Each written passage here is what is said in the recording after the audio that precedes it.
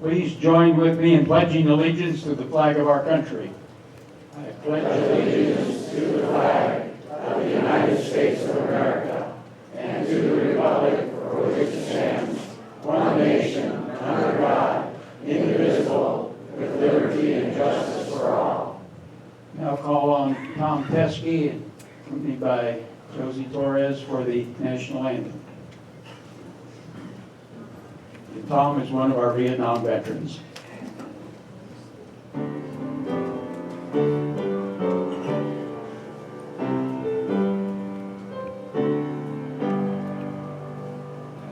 Oh, say, can you see by the dawn's early light what so proudly we hailed at the twilight's last gleaming, whose broad stripes and bright stars through the perilous fight o'er the ramparts we watched were so gallantly streaming, and the rocket's red glare, the bombs bursting in air, gave proof through the night that our flag was still there.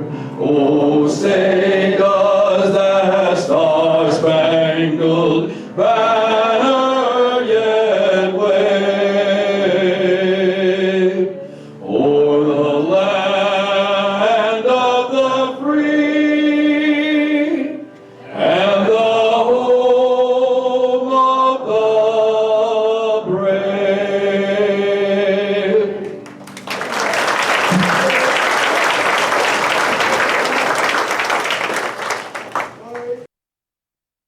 My privilege to introduce the featured speaker for tonight, a Vietnam veteran, later a chaplain, and a great, great pastor for several churches, for the church here in Fountain of the Sun, Church of Grace, and for two places that I've lived in since I moved. One is what we call the Church of Springs at Brookdale, and the other one is the Church of Hope. And I have been honored, along with Ken and some other team members, to be a part of this ministry that this man brings to so many people. And it's my honor tonight to introduce to you Pastor and Lieutenant Colonel retired Army, Pastor Myron Nysether.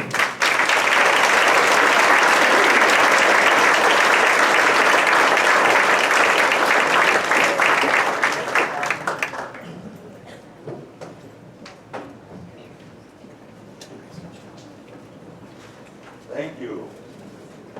Is this, is my microphone on the? No.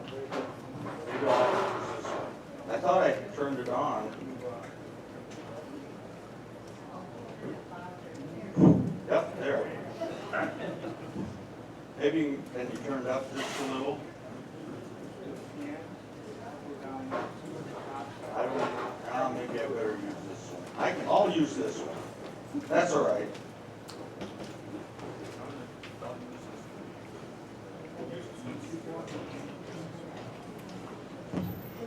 There, how's that? Okay. Well, I asked Gene not to talk so long in introducing me. Yeah, this is a real honor for me to be here as a speaker today. I mean, it's just great. And before I get to talking some about the Vietnam War, I want to do something that I think is often at events like this, we kind of forget to recognize some very, very important people along with veterans. And so what I'd like to have every single person here, not veterans. Veterans, we can, we won't get up this time, but I want every husband or wife or father or mother or son or daughter, or if you had a friend or a cousin, I want everybody who didn't serve but instead stayed home and prayed for those who did. I'd like all of you to stand, please. Yeah. Yeah, now let's give them the applause that they deserve.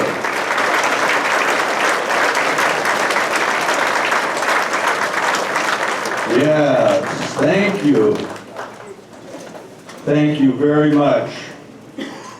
Well, I finished college in June of 1966, and then my wife and I got married in October, and then in November, believe it or not, I got a letter.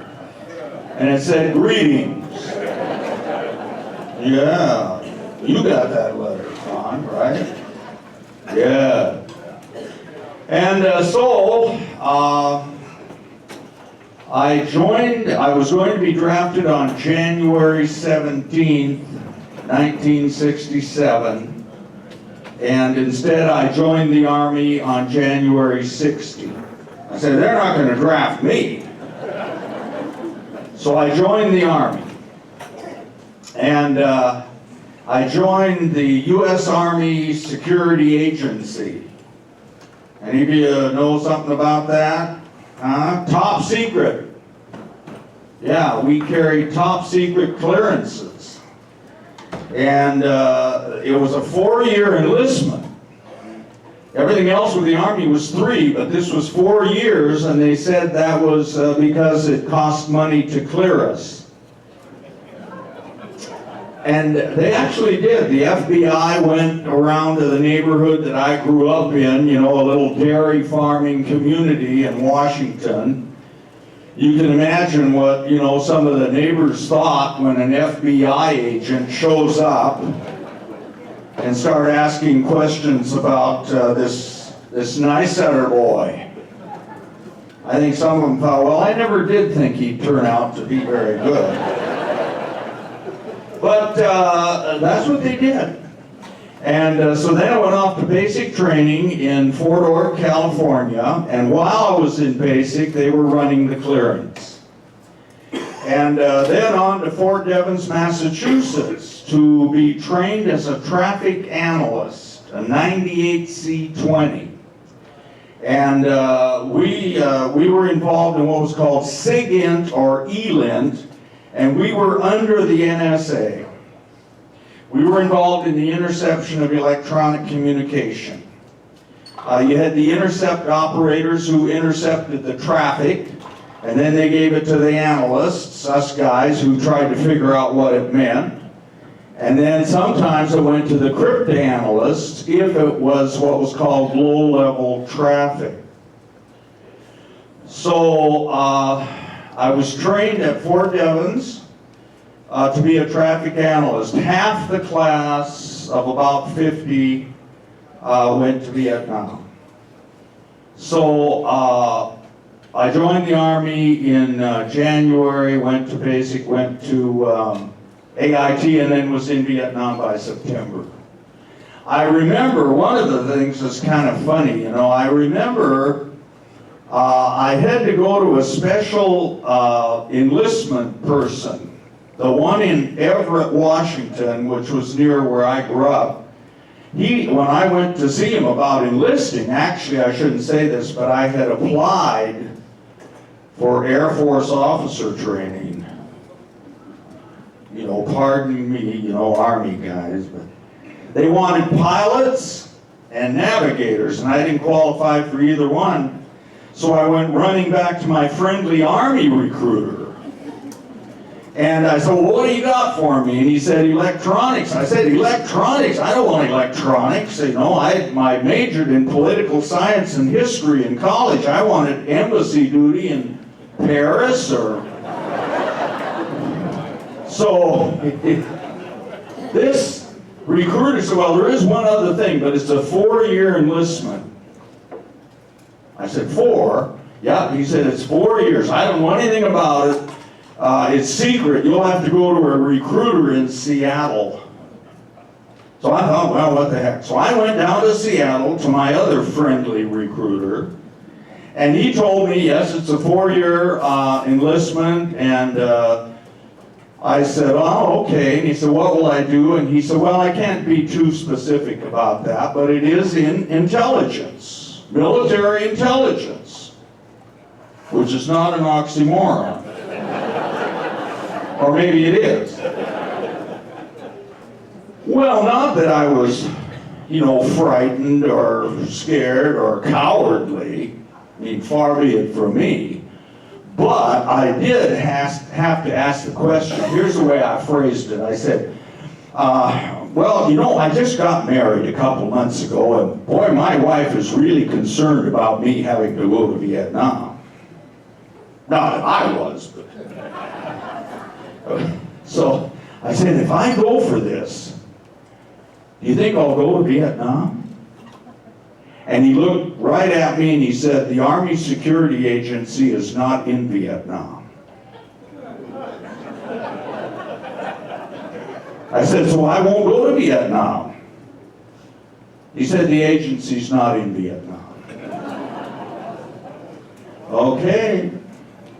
9 months later, in September of 1967, I was at the largest ASA intelligence site in the world, at Phu Bai, near Wei.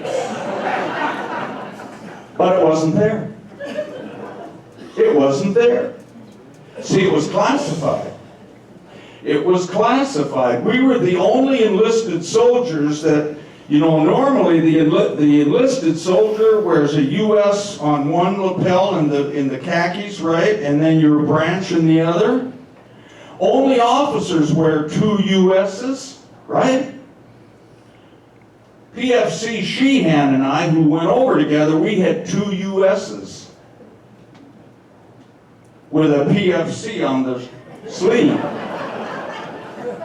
And we were told if anybody asked you or comments, like, soldier, you're out of uniform, you just say, sir, that's classified.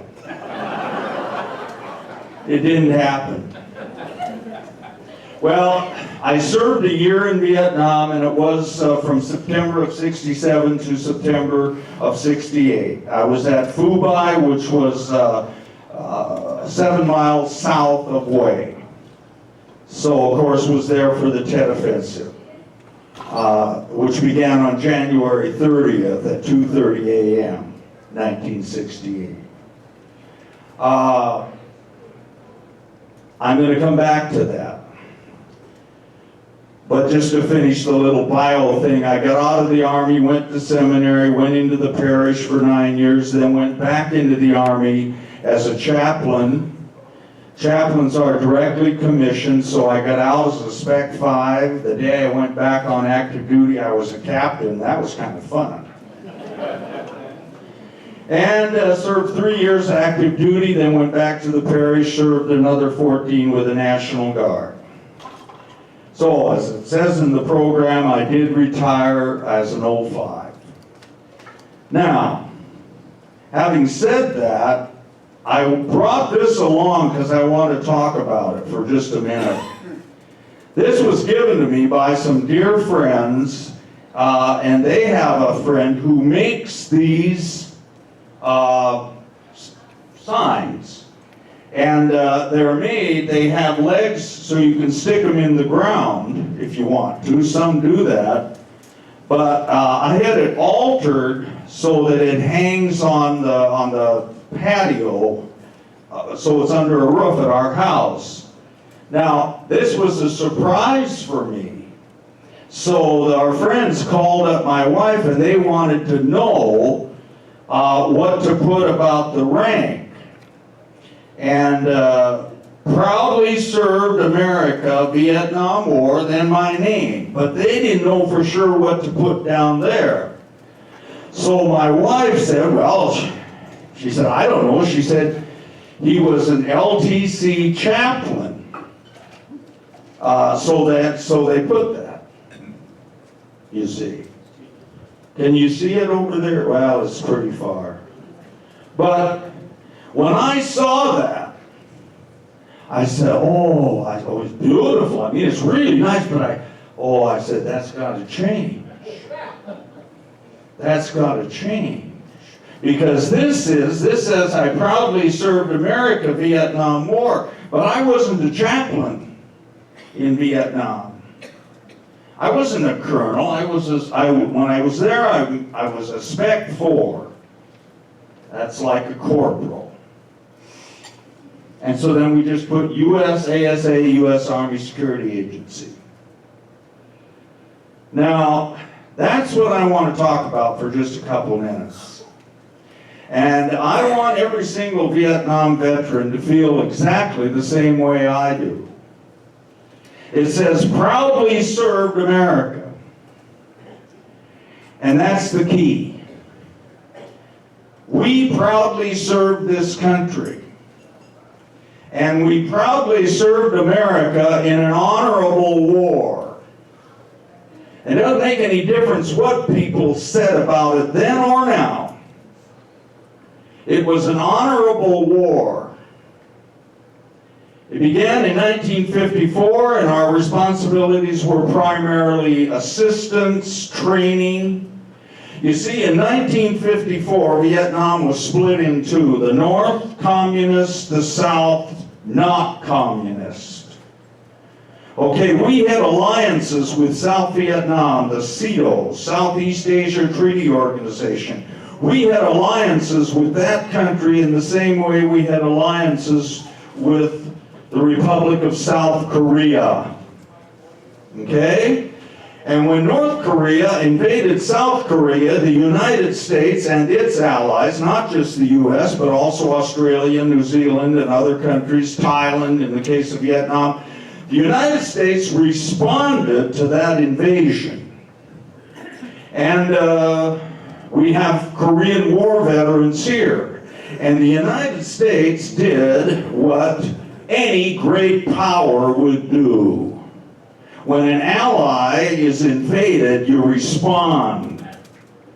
And so the United States went to Korea, and we fought a war for 3 years, and 38,000 soldiers died over there. It was a brutal war. For one thing, it was so cold. It was terrible.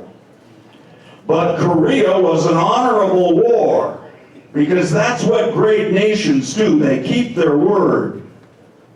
They do what they're supposed to do just because they're supposed to.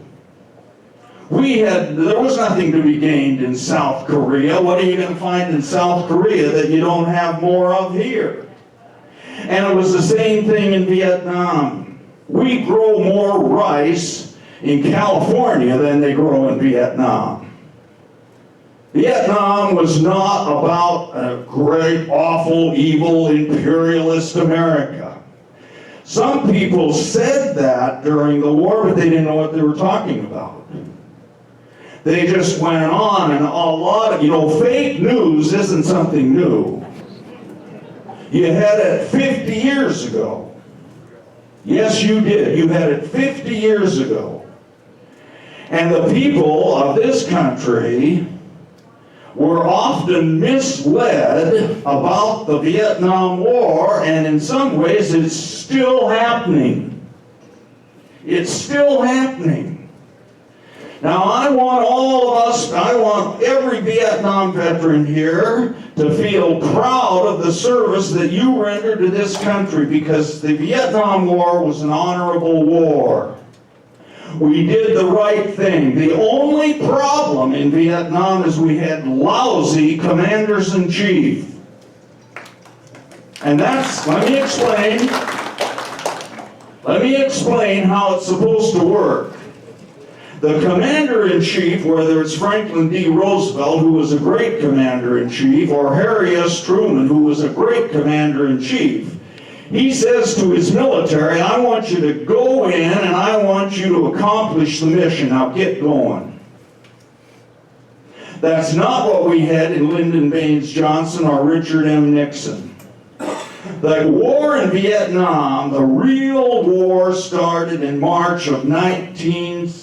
65, when the 1st Marine, the 1st Ground Forces landed in Da Nang. It started in March of 65. After Johnson had been elected in 1964, telling the American people that American boys would not fight a war that Asian boys should fight. He was inaugurated in January, the 1st combat forces landed in March. And instead of telling his military to go in there and win the war, they fiddled around with it. They were picking bombing targets in the White House. He was trying to have guns and butter. He was trying to say, well, we'll get this taken care of over here, you know, it's no good. We'll get it taken care of. And it got worse and worse. And it didn't get taken care of, because the military was not allowed to do its mission. You had all kinds of foolish rules and junk like that. If we'd had that kind of leadership in World War II, Hitler would have won. That's what we had. Now, then came the Tet Offensive. Then came the Tet Offensive, and I was there, and I saw the body bags coming back from Way. It was 7 miles up the road. Our little intelligence compound got hit with mortars. We got hit with rockets. We had buildings blown up, equipment blown up, and, you know, I should have had my head blown up. But it didn't happen. My service in Vietnam was absolutely nothing compared to those of you who served in the infantry, armor, artillery, the ground pounders. My service was nothing compared to your service. And hundreds of men were killed up there at Way, just up the road. But you know what? I didn't see this because I was over there and we didn't have access to American television. But not too long ago, I think it was when I was watching the Robert Burns thing about Vietnam, and I couldn't believe it, I almost threw up. There I saw a film, and it went back to the Tet Offensive, and there he was, with a helmet on his head and a flak jacket. He looked ridiculous. He looked like an idiot. And that was Walter Cronkite. Yeah, the most trusted newsman in America. Well, he shouldn't have been, because he went on the television, he looked right into that camera with his silly steel pot and flak jacket, trying to pretend he knew what he was talking about, and he said, well, the war's lost. All we can do now is get out as quick as we can. That's what he said. That's what he told the American people, and that was a bold-faced lie. Either he didn't know what he was talking about or he was lying. At the end of the counteroffensives, the North Vietnamese army was on its knees. Do you think that it's possible for the most powerful nation in the history of the world to be defeated by a fourth-rate military power like the NBA and a bunch of guys running around in pajamas at night? That's crazy. That's nonsense. And to this day, people will say, well, we lost the Vietnam War. Let me tell you something. If I sound emotional, it's because I am. The United States of America has never lost a war. Ever. We didn't lose the Vietnam War. The Vietnam War ended in January of 1973. That's when the war ended. That's when it ended. Don't you understand? Oh. The war didn't end in 75, the war ended in 73. The peace treaty was signed. Lee Doc-To and Henry Kissinger got the Nobel Peace Prizes for signing the peace treaty. Right? Don't you remember? And then the prisoners came home. That was the end of the war, in the same way that the armistice that was signed in Korea, the ceasefire was signed in Korea in 1953. That ended the Korean War. The peace treaty was signed in Vietnam in 1973. That ended the Vietnam War. And we had accomplished the mission. We had accomplished the mission we were asked to do, even though we had lousy leadership. But then you know what happened? The only president worse than Johnson was Nixon.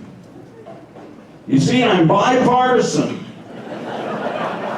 I came home from Vietnam in 1968 after seeing the Tet Offensive. I came home just in time to vote for Nixon, who said he had a plan to end the war with honor. I thought, well, that means we're going to hit him hard. The Christmas bombing is going to take place. Of course, it didn't take place till he was reelected 4 years later. That's when it took place. But I voted for him. He's got a plan. He didn't have a plan. He didn't have a plan to end the war. He didn't know what to do. It was just crazy. The war went on for 4 more years. Another 25,000 killed. There were 58,000 men who died over there. And then you know what happened after the peace treaty was signed in January of 1973? Our great commander-in-chief, Nixon, brought the troops home. What an idiot. He brought the troops home. What if we had brought the troops home from Korea? We didn't bring the troops home from Korea. We left 50,000 troops there, and they're still there 65 years later. They're still there, not 50,000, but about 30,000. Their blood is on their hands. They brought all the troops home. Well, what did you think would happen, you brainless idiot? The North Vietnamese army was on its knees after Tet. They tried to recover. They didn't do another major attack until 2 years later, April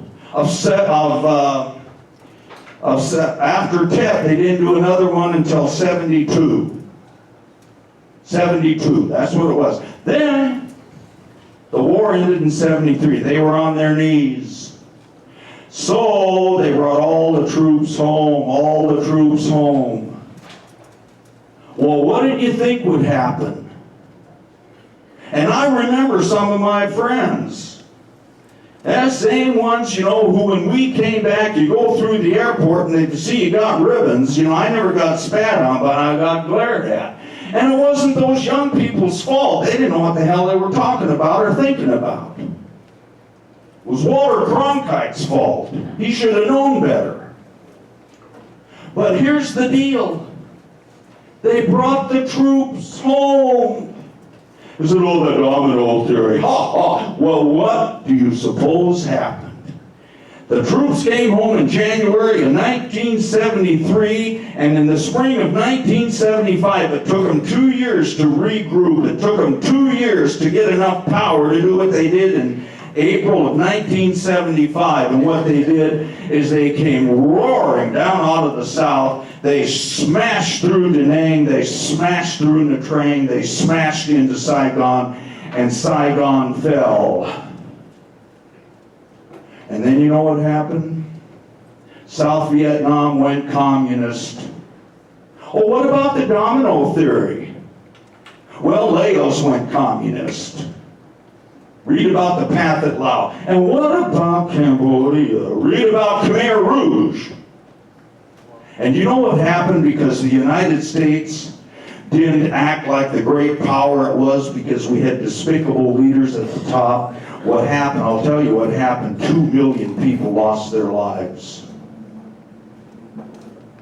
They rounded up people in South Vietnam, they took them out and shot them. And they put them in concentration camps. We should never have left Vietnam. We should have stayed there as long as necessary. You don't have American soldiers fight a war, which they win and then lose the peace. All right.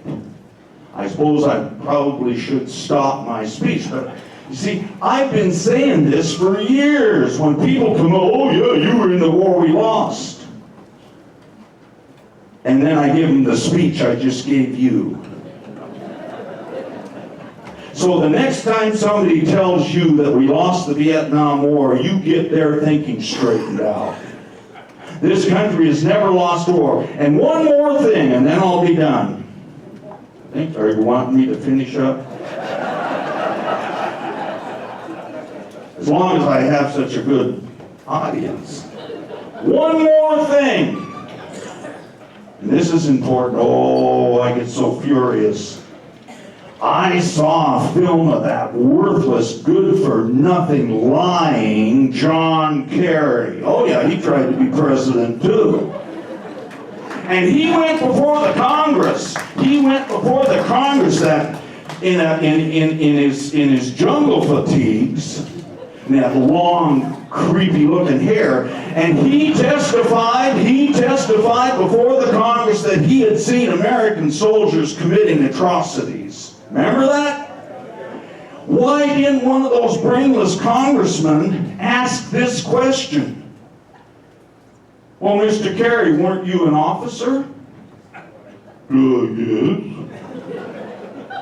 Well, why in the hell didn't you do something about it? What a lie. What a lie.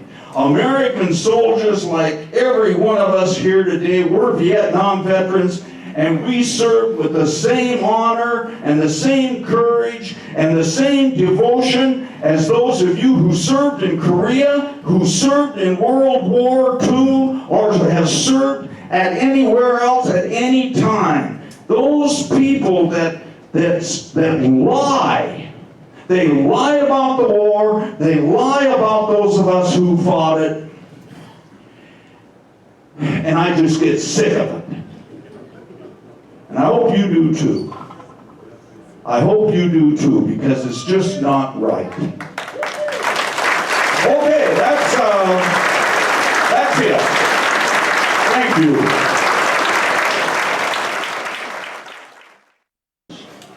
At this time, I'm going to call on Rick Hardina, President of the Honor Flight Arizona Board, for a few words about the Honor Flight. Thank you, Joe. I'll try to keep it to a few words. This is always tough when you travel with heroes. But I'd like to say Honor Flight is truly honored to be in the presence of our Vietnam veterans here tonight. This is long overdue.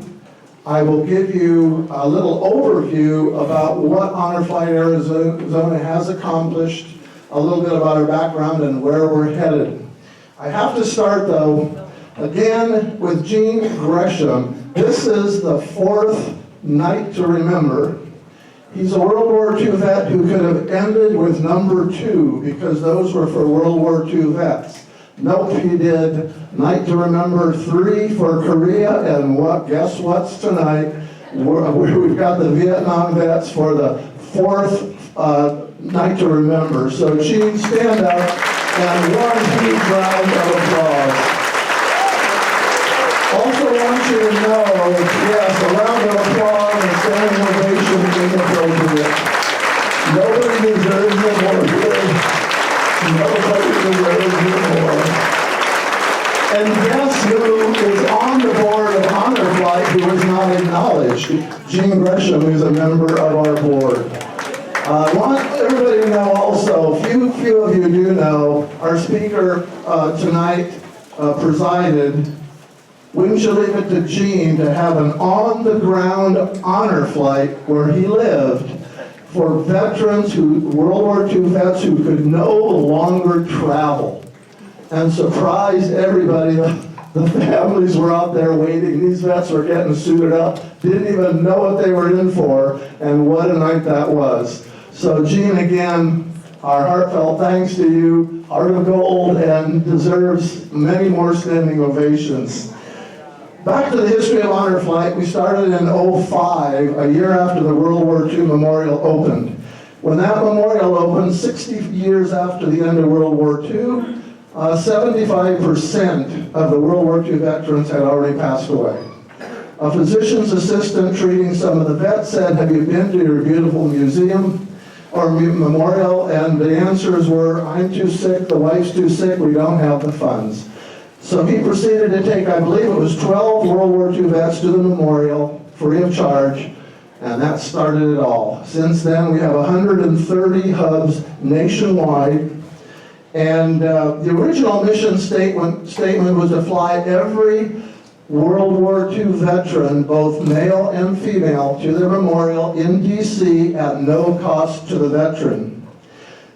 Luckily and fortunately, for great funding, our mission statement now also includes Korean War veterans. We recently were able to start flying Korean War veterans. And it's so exciting to be able to say we're now accepting applications for you Vietnam veterans. It's a thrill for us. To let you know why it's taken so long, people say, how come the Vietnam vets have to wait so long? It's a matter of our trip is a 3-day trip. We leave Tuesday, come back Thursday. If you lived back east, it's a 1-day trip. Leave at 4 a.m., come back same day, 9 p.m. You're better off traveling with Honor Flight Arizona.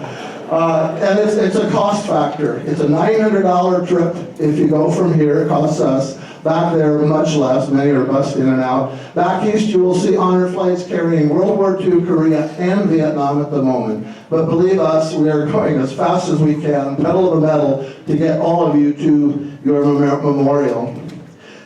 Our hub here started 10 years ago. I gotta have her stand up again. Susan Howe, you don't have to applaud, she doesn't want that. Stand up, Susan. Her dad's a World War II vet, still living.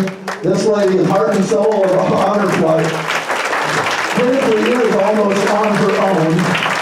And we're a 501c3. We receive zero funding from the government. Many people think we're funded by the government, not at all. To date, Honor Flight Arizona has taken, I believe our flight Monday will be our 70th flight. And we've carried approximately 2,300 veterans, World War II and Korea, to the memorial. We do 10 flights a year, 30 veterans aboard, 30 guardians aboard, sometimes almost 30 wheelchairs, and we're glad to do that. We travel with 2 board members, 2 medical staff, and the people that are really thrilled with this are the regular passengers on the Southwest flight, knowing they're flying with veterans. They wanted to get so involved with the veterans. Guardians are usually sons, daughters, granddaughters, grandsons. It will cost them $900. If the veteran wants to sponsor that person, that's very legal. The veterans trip is absolutely free. If you spend a nickel, you'll be put off the bus immediately. I mean, we're very serious. This is your trip. This is in honor of you. If you don't have a guardian, have no fear. We have a waiting list of more than 100 people with check in hand for $900 to travel with you people. So we'll find you a guardian for sure. Some of them have to wait up to 3 years to travel as a guardian, but they're willing to wait. We can usually carry 100% wheelchair-bound veterans.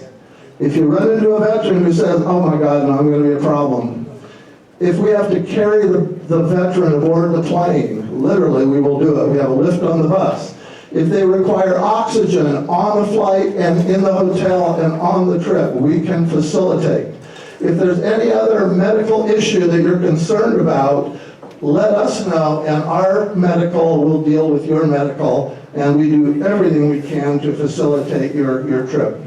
I'm going to go quick on this. This is all in one day. What are you going to see in Washington, D.C.?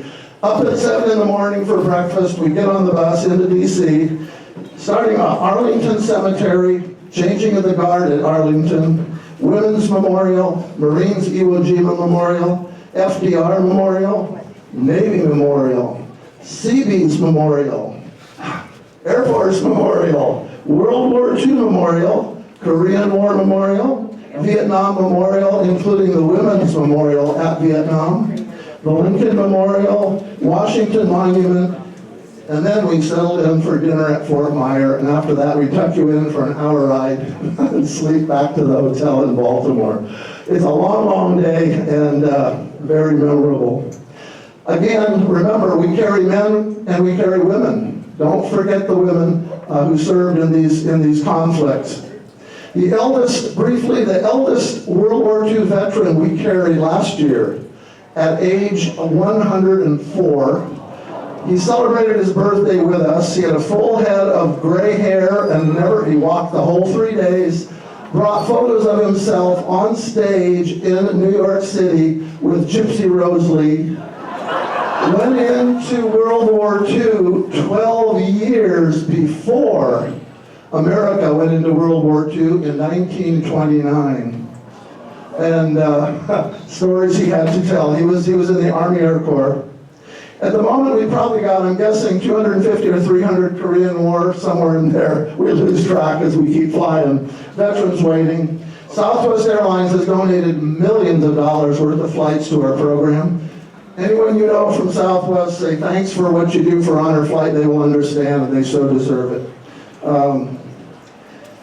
And again, the reason we're not taking Vietnam, it's an age issue mainly. If you're World War II and you sign up now, the average age is 96. You immediately go to the top of our list, followed by Korea. And once we get going with the Korea, we definitely will start Vietnam. And I think our buddy Gene has already got most of you signed up, doesn't he? So you're going to be some of the first faces that we see at Sky Harbor, and we're so thrilled to be able to honor you for that 3-day trip. Anything you need along the way, just get on our website at honorflightaz.org. Help us find veterans. Keep looking for the caps that say Vietnam, Korea, or World War II. And I must say, amazingly, there's a hand back here who was World War II and Korea. Where are you? Stand up. He was on Honor Flight with us. He qualified twice, but only went once. And we have a few, we have to admit, Vietnam vets we've taken because they served in all 3 wars, World War II, Korea, and Vietnam. Talk about traveling with heroes. So we're the lucky ones. Where do you find these vets? It's the big C. We push the big C. Church, coffee shop, and casinos. That's where you'll find them. If you find a World War II vet, don't say, here's my phone number, sign up. Do it for them. They won't do it on their own. Do the best you can to stay in touch, sign them up, and we'll get them aboard. And you, Vietnam vets, probably even then will be traveling with a few World War II veterans on the trip. That's about it. I could go on for days here, but I hope you have the basics. Again, don't forget, it's Pizza Night Wednesday at Papa John's. Thanks again to guess who? Mr. Gene Gresham. God, I'm tired of saying the name. Set the whole thing up. He wants to go nationwide next. He may have this picture on the pizza box next. And again, one thing we learned a long time ago, back at our convention for Honor Flight, the one thing that these veterans never heard was welcome home. They often get thank you for your service. But the most important thing is welcome home. So you don't even have to stand for this, but in my finale, let's just say, Vietnam veterans, thank you for your service, welcome home, and I'll lead the way. Vietnam veterans, thanks for your service, and welcome home. We look forward to seeing you at Sky Harbor Airport in the near future.